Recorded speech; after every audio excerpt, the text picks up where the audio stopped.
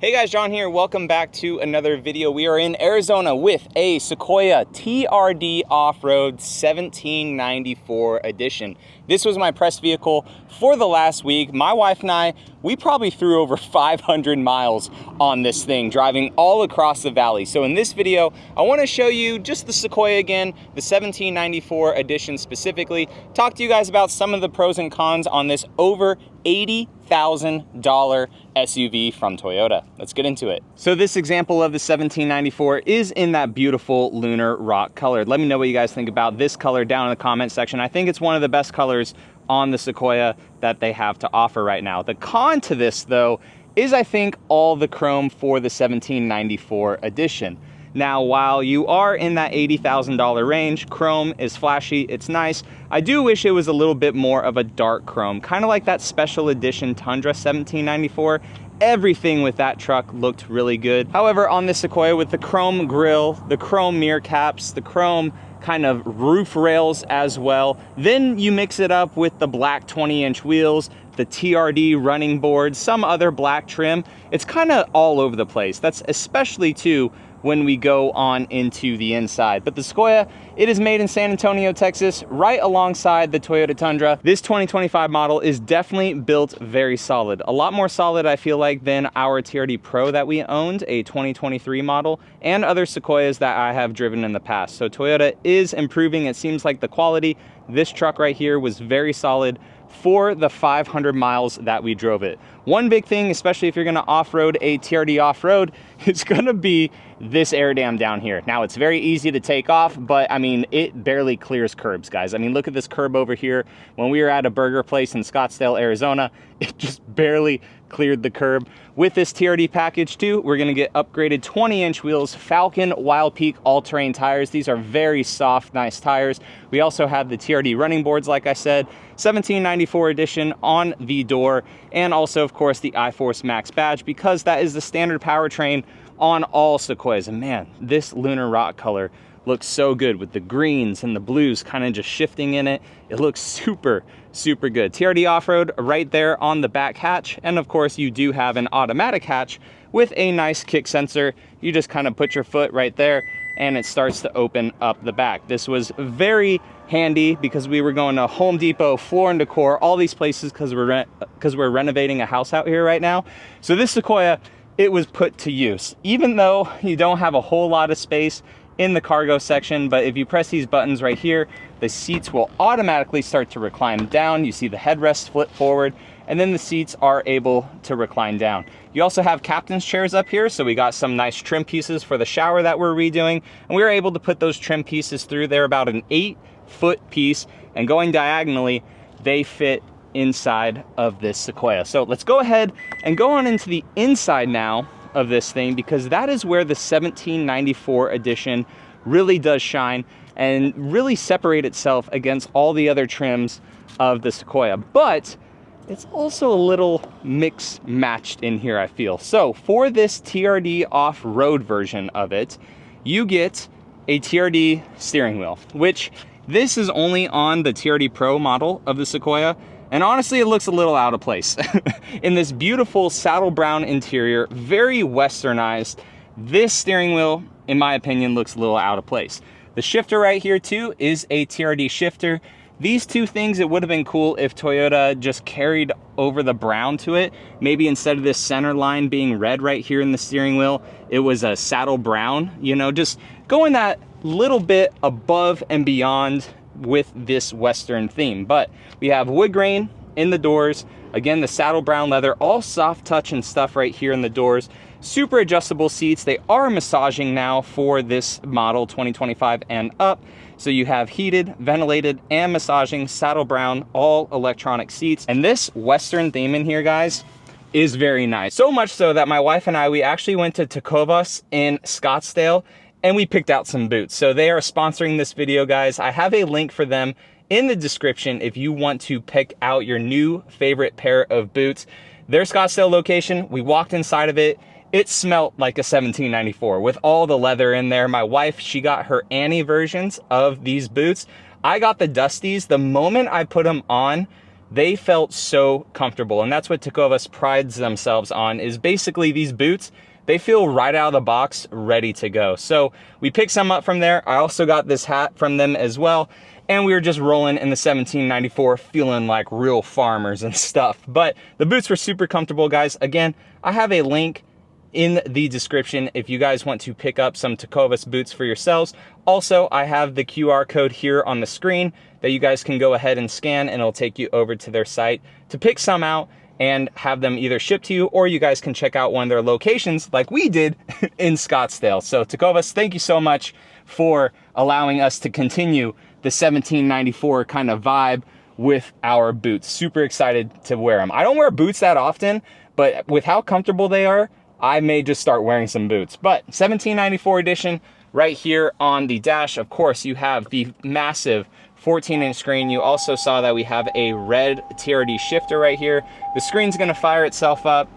This is a little bit old school now, I should say. Even though it's all digital, it's a little bit old school of a gauge cluster, especially when compared to Toyota's new vehicles. You can see that we're only at 17.4 miles per gallon. Now, when I received this vehicle from Drive Shop here in Phoenix, that was at like 14 miles per gallon. So I never reset it, and we were able to bring up the total average of this vehicle from whenever it was originally reset to about 17.4. Now that's not great, that's also not horrible. We had a lot of city driving, also a lot of stop and go traffic, going to a bunch of different stores and stuff to try to renovate this house. So that's not horrible for such a heavy vehicle. Now, when we talk about how this vehicle drives, with the transmission, 10-speed automatic transmission, full hybrid setup under the hood, I recently had the Lexus 700H, which is essentially the Lexus version of this powertrain for their bigger SUV model.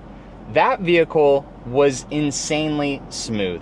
This particular Sequoia, while it is smoother than our TRD Pro that we used to have, I feel like this transmission is still a little herky-jerky, just a little bit. It's not as bad, but like when you come up to a stop, you still feel that transmission. When the car like stops, the hybrid system shuts itself off, you feel like this kind of like little oomph, like a little bump, like the transmission is locking itself or something. So you feel that a little bit, and with certain shifts too, especially if you're kind of light off the throttle, you feel it as well. There were also other times on the highway too when, you know, I let off the accelerator, we're going like maybe 65, 70 miles an hour, and the car shuts itself off. You could see the tach. The tach goes to 0 just like it is now. It's in hybrid mode, so that means that the engine is not running.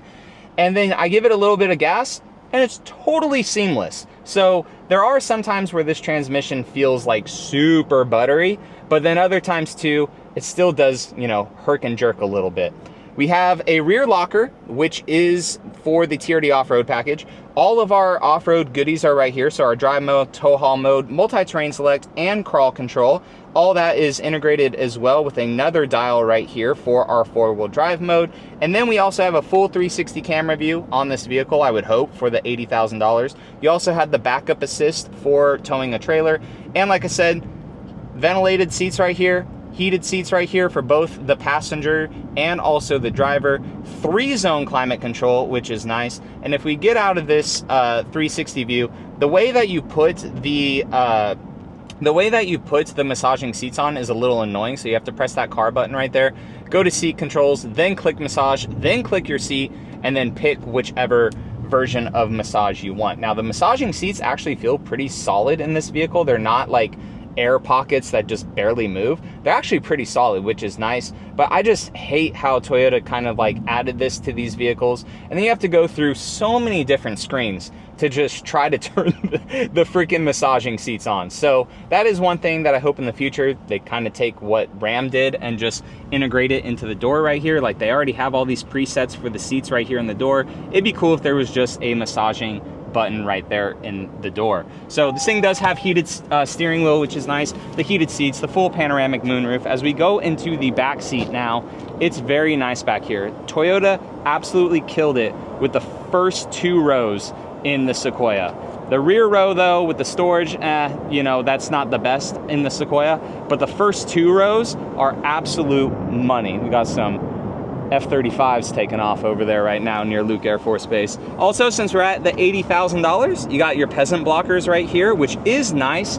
One thing I will say, in Arizona, it's been hot. Obviously, the UV index here is insane. So having these peasant blockers is nice for non-tinted vehicles, but I don't feel like this AC system was really able to keep up. Like, it was hot. We were moving around, going to multiple different places, like sweating a lot. The UV index, the sun is just killing you here in Arizona. And the fact that this vehicle has so much glass and none of it is tinted, because press vehicles don't come tinted really from Toyota, I just feel like this AC system in this vehicle, and that was a big gripe in the Tundras, the Sequoias, I see it all the time on Facebook, but like the AC system in these vehicles, while it does get nice and cool, it's not like super cold. So I think that's one thing that Toyota can definitely improve on in the future, is the AC system. But we also have heated seats back here.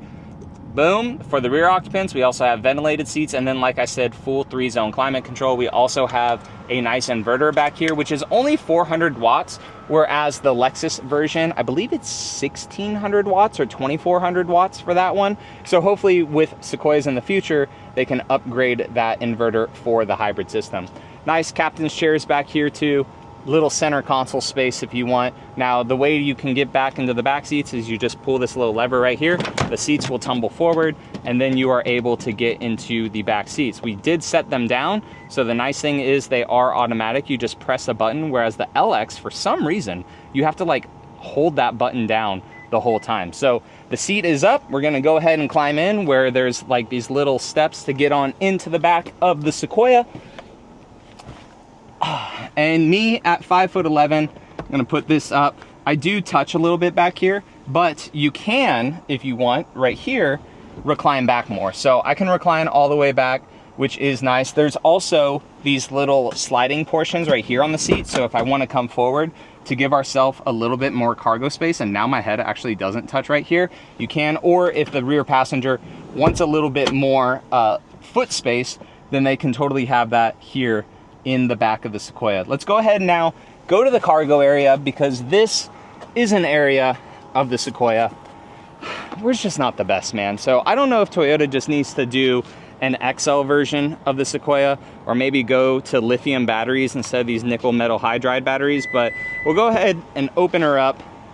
And this, you can see where it's a little different. So we have this seat up. So if your seat is up, this is how much space you're gonna have. Again, you can slide it forward so you can gain a little bit more space. You can also just kind of put that seat down a little bit, like if you wanna, you know, recline it, since it is automatic, and just kind of stop it, or you could just let it go down all the way. Now, of course, there's no load flat floor. This is where this shelf kind of comes into place for Toyota. So that was their kind of makeshift thing.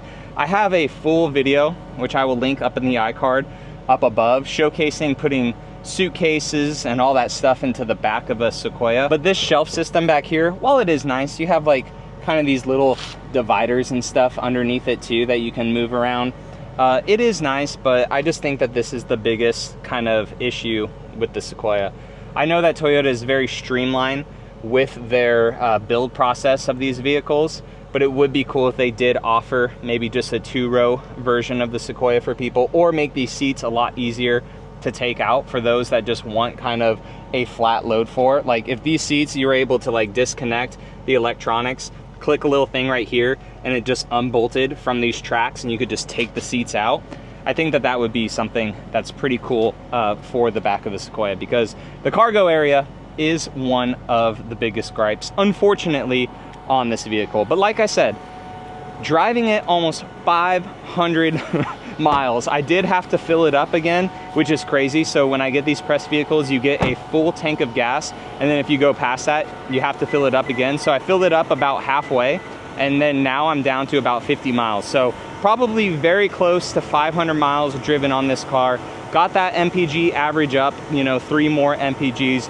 It was solid. It's been very monsoon season here in Arizona, so like lots of wind, lots of rain, and this vehicle, even though it doesn't have acoustic glass, which it should for an $80,000 vehicle. It should have acoustic glass on the side glasses from Toyota.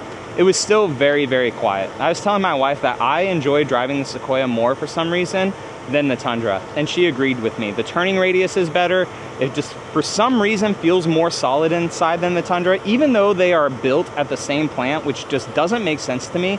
For some reason, the Sequoias just feel a little bit more solid. Maybe it's because they're a smoother ride, you know, different suspension tuning because it is a family SUV, but no wind noise, no creaks and rattles with the center console. The doors felt super solid. No window vibrations like I've gotten in previous Tundras and stuff. So this was a very solid vehicle. It only has 3,000 miles on it, but so far this was a very solid vehicle. The Falcon tires down at the bottom, they weren't loud at all on the road. In fact, the only thing I heard really was that fake pumped in V8 noise, which me personally, I don't really like. I think that this 6-cylinder of this vehicle actually sounds pretty good, and you could hear the turbo. So I personally don't like the fake V8 noise that is in these vehicles. I wish you could turn them off.